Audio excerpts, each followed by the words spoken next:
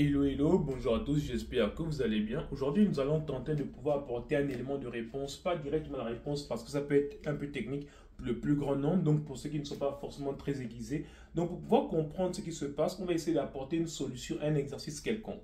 Supposons qu'on va créer une solution et on va essayer de faire le parallélisme avec l'énoncé de base. Donc qu'est-ce qu'on nous dit ici? Supposons que, là on dit d'abord l'énoncé dit, j'ai 3 fois l'âge que vous aviez quand j'avais l'âge que vous avez actuellement. Quand vous aurez l'âge que j'ai, nous aurons ensemble 154 ans.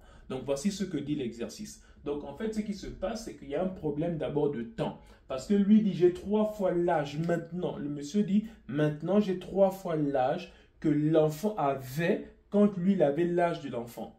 Ça peut pas être un peu compliqué. Donc, on va essayer de prendre un exemple pour pouvoir parler un peu de ça. Supposons un père qui dit à sa fille, un père qui a 45 ans. Sa fille, elle a 25 ans. OK? Et donc là, qu'est-ce qu'il dit? Il dit à sa fille, j'ai 9 fois l'âge que tu avais quand j'avais l'âge que tu as actuellement.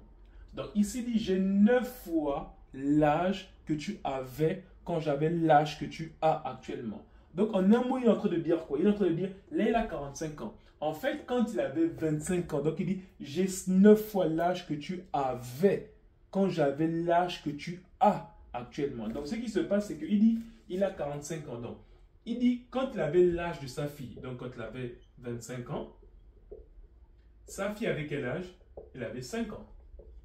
Voilà. Et donc, ce qu'il est en train de dire, c'est que là, maintenant, dans les 45 ans, il a 9 fois, aujourd'hui, maintenant, ce monsieur, il a 9 fois l'âge que sa fille avait quand lui, il avait l'âge de sa fille qu'elle a maintenant. C'est ce qui se passe. Donc, je reprends. On a dit, en fait, il dit, j'ai 9 fois, parce que 9 fois 5, ça fait 45. Donc, il dit, j'ai 9 fois l'âge que la fille avait quand lui, il avait l'âge de sa fille. Donc, aujourd'hui, son âge qu'il a aujourd'hui, c'est 45 ans. Donc, il dit que quand il avait l'âge de sa fille, donc quand il avait 25 ans, sa fille avait quel âge? Elle avait 5 ans. Donc, il dit aujourd'hui, il a 9 fois l'âge que sa fille avait quand il avait l'âge de sa fille qu'elle a aujourd'hui. Donc, ce qui se passe, c'est ce qu'on veut résoudre par là. C'est la première chose. Donc, ici, on voit bien ici que 9 fois 5, ça fait bien 45. Donc, ça, c'est la première problématique.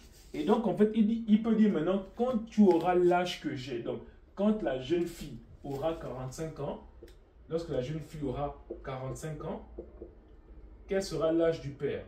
Lorsqu'elle aura 45 ans, le père, il a 20 ans de plus. Donc, il en aura 65.